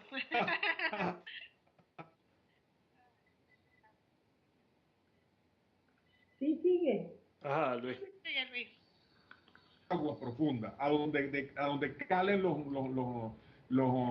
famosos cruceros que vienen por el Caribe. No es posible, no ha sido posible que se construya un puerto de agua profunda de Margarita. ¿Sabes? Bueno, escucha una cosa, Luis. En el año 1992 yo trabajé en una compañía que se llamaba The Continental Company, que fue la que construyó Mare Mare, en los canales de la Américo Vespucio y Lechería. Ajá. De esa gente era el brazo hotelero de Carnival Cruise Line. En la entrada, al lado donde está el terminal de ferries, ahí se iba a construir un muelle de crucero de aguas profundas para que los barcos, en principio los barcos de Carnival vinieran y después fuesen llevados esos huéspedes a los hoteles, al complejo hotelero que suponía Mare Mares iba a desarrollar, que el Hotel Mare Mares era una primera parte. Eso no se pudo hacer gracias a el Estado centralizado que hay en Venezuela, y que obviamente para poder desarrollar en esas condiciones un desarrollo de esa magnitud, bueno, suponía gran cantidad de dinero que tenías tú que mojarle a todo el mundo para poder que te pudieran aprobar un proyecto que iba a beneficiar al Estado Anzoátegui de una manera impresionante, brutal. Claro, y eso por eso es que yo digo que nosotros los venezolanos no tenemos el derecho de no ser optimistas. No, nosotros tenemos todas las condiciones. Entonces, ¿por qué? Porque tenemos todo mira, yo creo que ¿cómo se llama? El creador, cuando hizo este país, tenía que equilibrar todo lo que había dado en naturaleza y en bonomía humana de los venezolanos, coño, poniéndonos esta clase política horrible que hemos tenido, y lo balanceó de esa manera para que nosotros, oye, no pudiéramos. Pero yo creo, de verdad, eso se lo digo en son de chanza, pero realmente nosotros cambiando fundamentalmente las reglas de juego, cambiando el modelo, la misma manera como está organizada la cosa, necesariamente nos llevaría a otro tipo de clase política. Entonces, ¿por qué? Porque la que tenemos en este momento no es más nada que la resultante del modelo que tenemos. No sé si me explico. Sí, Entonces, al cambiar las reglas de juego, al cambiar de cómo, obviamente, claro, ahí se recompondrían las cosas políticas en todo el país, y por supuesto tendríamos otros problemas, pero no los que tenemos en este momento. Bueno, Luis, como tú bien sabes, ¿verdad? Porque tú eres un hombre de televisión y de medios de comunicación también, el tiempo en esto es el peor enemigo que uno tiene, porque cuando la conversación se pone más rica y más didáctica es cuando uno se tiene que despedir. Bueno, bueno, muchísimas gracias una vez más, Luis, por tu amable atención a nuestra invitación y siempre estar dispuesto a proponer aquí temas interesantes y útiles que de seguro quien está escuchando encontrará en ellos, o ha encontrado en ellos, razones para seguir teniendo fe en primer lugar en nuestro país. Segundo, razones para seguir luchando, porque nosotros tenemos un gran país. Lo que tenemos es que cambiar nuestra forma de cómo lo administramos y cómo lo desarrollamos, y que de seguro nuestras próximas generaciones tendrán la oportunidad de ver ese país que todos soñamos hoy y que de pronto no iremos a ver nosotros, pero seguramente ellos sí. Muchísimas gracias por la participación y por tu colaboración siempre sensata, oportuna y efectiva. Gracias, Luis. Bueno, muchísimas gracias a todos ustedes y verdad, estoy a la orden para cualquier cosa que ustedes tengan a bien discutir, siempre y cuando pueda ser de ayuda, por supuesto. Ok, muchas gracias. Claro que sí, Luis, seguramente que sí. Dios te bendiga.